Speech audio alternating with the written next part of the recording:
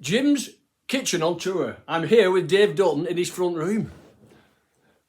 I've come a long way today. I know, all way to have it.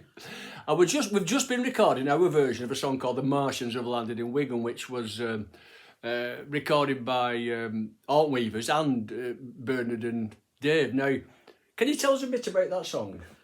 It's a strange one. I can't remember writing it. I think I saw a story about people, somebody from Lancashire spotting a UFO. So I thought, what would happen if they actually landed in Lancashire? So I thought, whereabouts in Lancashire? Well, it's got to be Wigan. Yeah. You know, essence of Lancashire, like. So well, it's the essence it started of me Lancashire. thinking, and but it's also the lunar landscape. well, yeah, the slag heaps and everything like that. Yeah. That was part of the song that they landed there. They landed on slag heaps, and Of they course. thought they were home in Mars. But Yeah. so I sent it off to Bernard. He put the tune to it, and then strangely enough, he sent it to somebody down south, and of all people, Pete Townsend out there who picked it up. Wow. He was just starting a record label called Propeller Records, and it seems like stranger than fiction, but he heard the Martians had landed in Wigan, and he wanted it to be the first song on his label. What amazing. Pete Townsend from Yeah. The Who. So me and Bernard treakled off to London, and we had a grand couple of nights there. We went down Downing Street. We had a pee in Downing Street. Imagine that, because we'd had a few. Yeah. Then we went House Told you to get of arrested. Commons, and there were nobody in, only us. There were about 2 people. And then we recorded it at Pete Townsend's studio in Eel Pie Island. Right. His brother Simon played on the synthesizer, and Huey Flint, who played with John Mayall's Blues Breakers and McGuinness Flint, McGuinness Flint, yeah. he played on it. Dixie Dean. Wow. So we recorded it. Bernard, for some reason, went off to see Patrick Moore, the old eccentric astronomer, and he did the intro to it. Well, that's free of charge. Patrick Moore is a massive celebrity, wouldn't Well, he? he was very massive, yeah. In more ways than one. But no, Bernard got him to do this intro, and he tried to speak a bit of Lancashire dialect and failed miserably, unfortunately. But he did this brilliant intro for us to the record. So the record was done, and then Pete Townsend decided that he wasn't going to have a record label. Wow. So that was it. Yeah, it was was a better record. It's a belting record. It's a cracker, yeah. Yeah. I often wonder what would have happened if it escaped. You know what I mean? Well, exactly, because our tour used to say, because the All Weavers recorded this as well. Yeah. And, good version, yeah. They did, but I'll be honest, I mean, your version, especially with Patrick Moore on the production, everything, is fantastic. And our tour used to say, and it's we thought this was going to be a big break for us, and it shot us to absolute obscurity. Know how he felt, blimey. Yeah, so that's what happened with the Martians, and I'm glad we're still doing it. You know what I mean? There's so many people hear songs and go to clubs or listen to the radio, and they hear a song. Like, Bob Williamson used to sing a song called Hollands Meat Pies. Oh, yeah. And he didn't write it, somebody else wrote that. Les Barker. Les Barker, he wrote a lot of Bob's parodies, didn't he, Les? Now, a lot of people will not know the extent of your writing. Can you tell us a little bit? And I know it. And you're acting, but you're writing first. I've been writing songs with Bernard for a long time. I did a book called Lanky Spoke Near, which is still available on Amazon. I've got it somewhere. Have you got it? I'm getting me brew. You carry on. Yeah. Lanky Spoke Near, yeah, it's become a bit of a classic, thankfully. It's a comedy guide to Lancashire dialect. That's not it. That's a different No, one. that was the follow-up, Lanky Panky. That's available on Amazon as well. It's a good one. But that's an old copy. So I sent the idea off to AMI to do an LP of it. Yeah. They came back and did a full production. We had 5-penny Piece, Gary and Vera Aspie, Bob Williamson, Bernard, me, Tony Melody, the actor, and the translations was done by Robert Dougal, who's like the main BBC newsreader at the time. That's fantastic. And he was as posh as they come. Yeah. A lovely bloke, by the way. A really lovely bloke. Went for a curry with us after.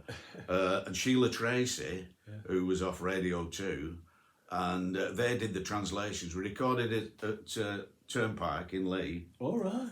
In front of a live audience, and there's never been a night like it. It was hilarious. From the beginning, the audience were just right on it. Fantastic. And it's you can still get hold of I copies was of the going to say, CD. because I've not seen that. Oh God! I've not heard that, I should say. But... Well, it went all over the world, you know. Yeah. Pirated a lot of it, unfortunately, but and it was like a magic night, full of fun, laughs. It sounds it. Yeah. So did you write?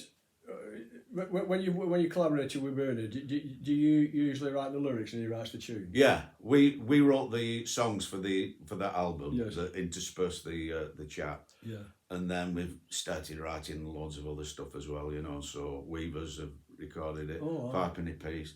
I think Little and Large did one that I wrote. I'm in Love with Angela Rippon. Oh yeah. So yeah, and we actually took the show on the road. We did all the big theatres with Fivepenny Piece all around the northwest, Free Trade Hall in Manchester, Fantastic. stuff like that. So it was a good fun time. Yeah. Yeah, I bet it was. I mean, I've like I said before, a lot of people don't realise who writes these songs. I was singing. We both come from near the Pretoria pit. Yeah. We had one of the worst coal disasters of all time in this country, and at the commemoration, I was singing a song called "There'll Be No Carols This Christmas," and just as I finished singing it, Dave Dutton walked up and said hello, and there's that song. I wrote that. Yeah, of course you did. That was one of my own actually. Yeah, that's and that's Yeah. a great song, and very heartfelt. I of course, the Martians and Lanky Spoke in it when Gary and Vera come and see me. Oh, yeah. They'd record a version of Lanky Spoke here, which is excellent. They do it on stage with all the words written up, don't they? Yeah. The audience joins Yeah. in it. It's cracking. They do a great version of it. Yeah. But quite often the writer goes somewhat unnoticed. But songwriting is only part of what you do, isn't it? Well, yeah, I mean, I used to be in a group as well called Incognito. And we did all the major folk clubs and theatres and things like that. We did Foul Folk Festival and that sort of thing. Really enjoyed it. I was like the front man, comedy guy or whatever. So we went all over and I wrote a lot of songs for us doing that, you know. Yeah. But yeah, I've done about 14 books, including Lanky Spoke Near, and I also did about 4 years ago my autobiography called The 30 Bob Kid. 30 Bob Kid. Why 30 Bob Kid? Well, I was born just before the NHS was formed. So they charged me mum 30 bob for delivering me. So I've got the receipt. Wow, have you I've still really? got the receipt. That's amazing. I put it in. I don't think there's many people who've got a receipt for themselves. Oh, no, you know. this proves. Yeah, this proves. But yeah, I think I'll try and get my money back. Or her money back. But yeah, the 30 Bob Kid. What an So amazing. Well, this book, for example, I mean, this is called Lanky Panky, which is one of the many books. It's not just a book of poems. It's a book of Lancashire statements, Lancashire alphabetical information of all sorts of things, put downs, insults. well, it's a phrase book basically. Yeah. That if a foreigner came to and was trying to learn English, then he came to Lancashire and he came across all these different expressions.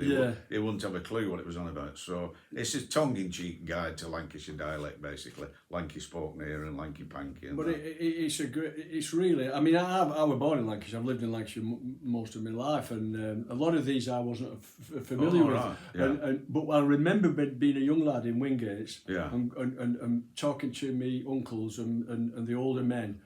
And it was like a different language. Oh, God, yeah.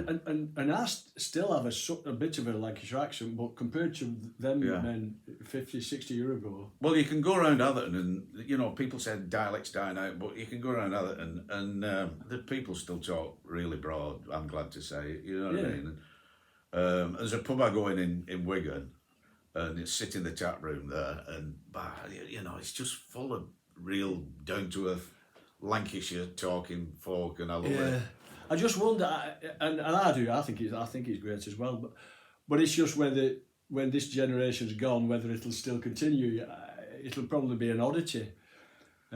Because things have changed, haven't they? In the old days, in West Orton, most people who lived in West Orton worked in West Orton. True, yeah. They didn't work other side of the country or get in a car. They worked at local mill or whatever. Yeah. And so it's condensed the accent, didn't it? Well, you didn't have to talk posh, so anybody could understand you. Everybody knew what everybody was saying, didn't they? So, but you still have that nucleus, and the death of Lancashire dialect's been predicted for years and years, but it's still around. People, you still have the accent. I mean, I love accents. And Geordie accents, West Country accents, any sort of accent like that.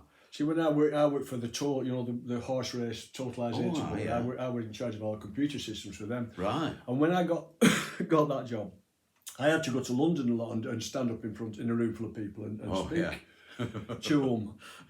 But I was very conscious of the fact. I thought, I'm not bloody putting on a posh accent just for the sake of it. But I had to I still had to modify it. I had to modify it a bit. like you are doing now. Yeah. I can, because I'm in Atherton now. Yes. Oh God. No, you can speak freely in Atherton. Bent, as we call it. Why is it called that? Nobody knows. All right, Chow Bent. Well, there is Chow Bent. Is that Checker Bent? No, that's different. There's Chow Bent and Checker Bent. Right. Well, that was an old joke. Like I read Victorian Times. This guy goes up to the ticket guy in Euston. He says, 2 singles to Bent. Just having a laugh. And this guy said, Chow, a checker. Bent. We've just had the Bent and Bongs beer bash.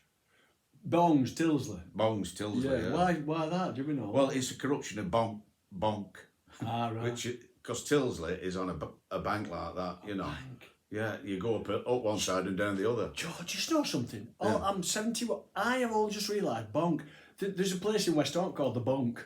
Right. And there's West Orton Old Park, and as it crosses Park Road, it's like a wild area. It's not a park. All right, yeah. And it's called Bonk. Yeah. But it means bank, doesn't it? Well, there are other connotations, but we're not going to. We're not going to that. Yeah. But just briefly, we've spoken about your songwriting and these sorts of books. Yeah. Well, what other sort of writing have you done?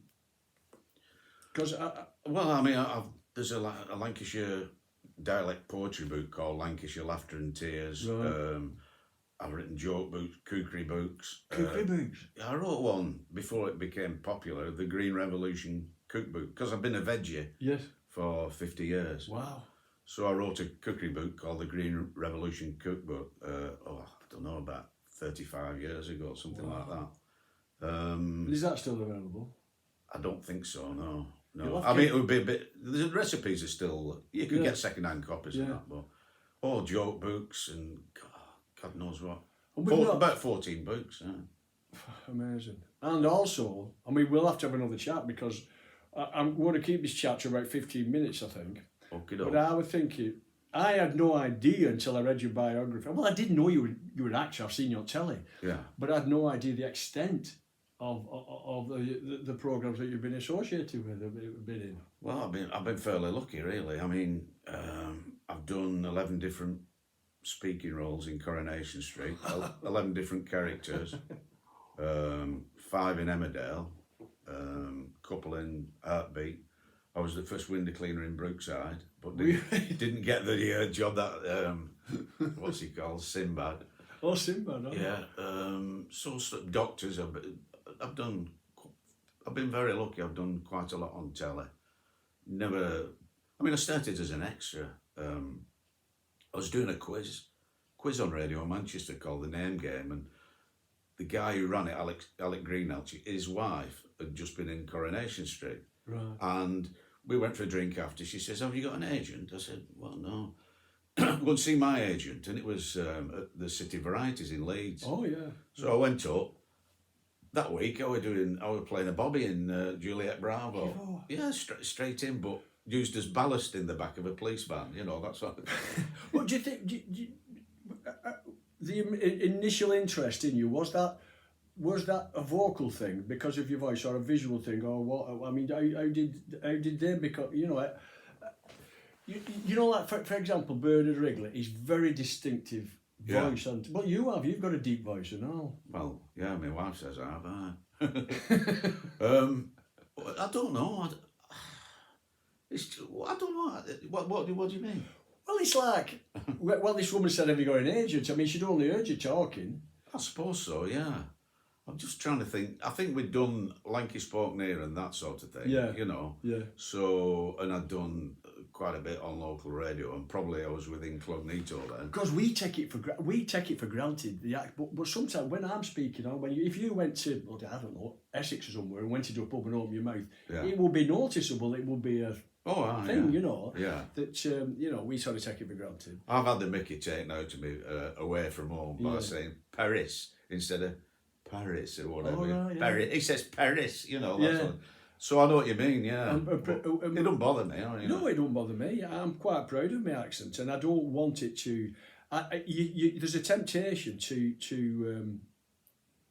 get rid of it. If like I said in that job, there was a temptation then, but I thought no bloody chance. We went to America about 10 years ago, and they loved it. They absolutely loved it. The women coming up to me, wife saying, "Do you mind if I say I love your husband's accent and all that stuff?" You know? Well, just know, my uncle John Ratcliffe, he come from Wingates. He was a Yeah. mining technician. He worked in West Virginia for, I can't remember. Oh, He brilliant. worked for about 15 years in West Virginia. We were in America for 15 years. And when he came back, his accent was exactly the same as when he left. He didn't change it at all. Oh, yeah. Yet you get people who've been there a fortnight And and they they're talking like John Wayne. Yeah. Right, David, it's been a pleasure talking to you. We'll have to You do this too, again. mate. Hey, belting. This thing's carrying on for a long time or so. So what'll happen next year when we do it? Yeah. We'll be a year older. Oh, he's clever, this lad, isn't he? Hey. Not as daft as I look. Oh, Goodbye. See ya.